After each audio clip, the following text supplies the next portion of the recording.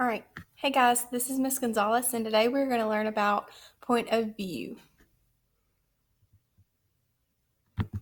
Okay, so we wanted to include this for you because these are some words that you might see in a multiple choice question. If you have a question about point of view, you will see words such as analyze, conflict, author's purpose, narration or narrator, comparing contrast, explain, describe, first-hand or second-hand accounts, and also first, second, and third person. Okay, so for first person point of view, this is where somebody is narrating the story or they are the narrator and they tell his or her point of view. And so when you're reading something and it says I or me or we or our, that's going to be first person point of view. Like I went to the grocery store to get my family some food, right? Okay. So here's an example. I have never been so angry in my life. My brother strolled through the living room in tall white socks with two bright green stripes at the top. Mason, I exclaimed, take those off. Those are my lucky socks, and I have a game in just a few hours. If you didn't take off those socks in a hurry, we were going to have a very big problem. So there, in the sentence, I have never been so angry in my life, helps the reader understand what point of view it's in. It's first person because the narrator telling the story is mad that the brother has on their socks. And it's from their point of view, not the brother's, but the one who's wanting the socks back. So that's first person point of view. Okay, the next one is second person point of view. This is the one that's a little tricky and that we don't see very often, but second person point of view places the reader in the story. You are talking directly to somebody. So when the narrator is writing, they use the pronouns you and your. And I have just a few examples on the next slide of this. I didn't find a text like I did the last one, but I have a few sentences. And then you should visit the Grand Canyon. Okay, I'm commanding you, or I'm giving you commands to do something. I'm telling you to do something. You should. Okay. The next one would be make sure to grab your backpack on the way to the bus. These second person point of view uses you and your pronouns. So you are giving commands, or the narrator, the person writing the story is giving commands to someone else. Okay, third person point of view, it's told by a narrator and not somebody in the story. Okay, so the pronouns for third person would be he, she, they. Okay, him, her, his. The person telling the story is not in the story whatsoever. Okay, so with third person point of view, I'm going to go to the next slide and give you an example.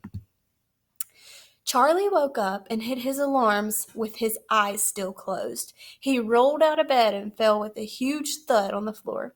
The fall jolted Charlie awake, and he looked around the room to find his bed and all of his things were on the ceiling. His bed was upside down. Charlie climbed up to the door and opened it. He walked outside on the ceiling to find all of his family members looking equally confused. Their whole world has just turned upside down, literally. Okay, so the narrator of this short text is an outsider looking in. There is not Charlie, and it's not anybody in Charlie's family. It's somebody telling the story over again. So it is third person, okay? Now, in third person, you have third person omniscient and third person limited. And let me tell you what those are in the next one. Third person limited is, like I just told you, they are not in the story whatsoever. They are an outsider telling you the story about somebody else. And so third person limited is they know the thoughts of feelings of not everyone shown. Okay.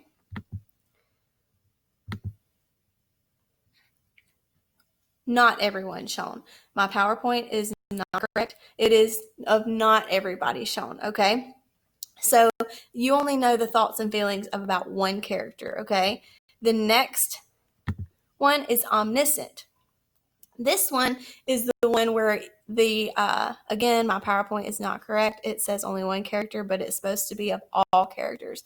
Third person point of view omniscient is where the narrator telling the story is outside of the story and knows the thoughts and feelings of everybody. So in my classroom, I like to give this example. So say that I am the teacher in the front of the room. I have everybody, all of my class outside of the staring at me in the crowd. Okay. Third person limited would be somebody looking in on our classroom, and they would know the thoughts and the feelings about one student. Okay. However, in third person omniscient, the outsider telling the story of my class would know the thoughts and feelings of everybody in the classroom, including me. So third person limited, you only know one character's thoughts and feelings. And in third person omniscient, you know everybody's thoughts and feelings. Okay. That's very, very important to not get confused. Okay. So we talked about the 3 points of view, but I also wanted to discuss first-hand accounts and second-hand accounts. Okay. So it is exactly how it sounds. First-hand account would be you telling somebody a story that you have experienced. Okay. So, for example, on this little anchor chart here, you have an example of an interview. So if I go ask somebody a bunch of questions, they're going to tell me some information, and that's a first-hand account. I'm getting information from one person from a source, okay? You're going to know the author saw or was part of the action. Okay, you're not getting information from somebody that did not happen to them. They were there. The author shares feelings and emotions. And that's exactly like I talked about. They were there. It is something that they have experienced, and it is coming straight from the source. Okay. The next one is a second-hand account. A second-hand account is something that you read from biographies, news articles, history books, and encyclopedias. So, for instance, when you're reading a biography about a famous person, you aren't hearing about their life from the famous person themselves. So somebody took that famous person's life and wrote a story about it, and you are reading from somebody else's thoughts and feelings about that famous person. So a secondhand account is not from the source itself. It's something that somebody else has told you, okay? And then here I have a little anchor chart comparing the two. So multiple accounts of the same event. So say there's a story that happened, you're going to get something firsthand and secondhand. The firsthand is the primary source. The most important, it came straight from the source, the very most important source, okay? It comes straight from who it happened to. And it's first person point of view most of the time. And then the second hand would be somebody that probably wasn't even there, and they're just retelling the story to you. Okay. So that's a really good anchor chart here for you to refer back to if you need to.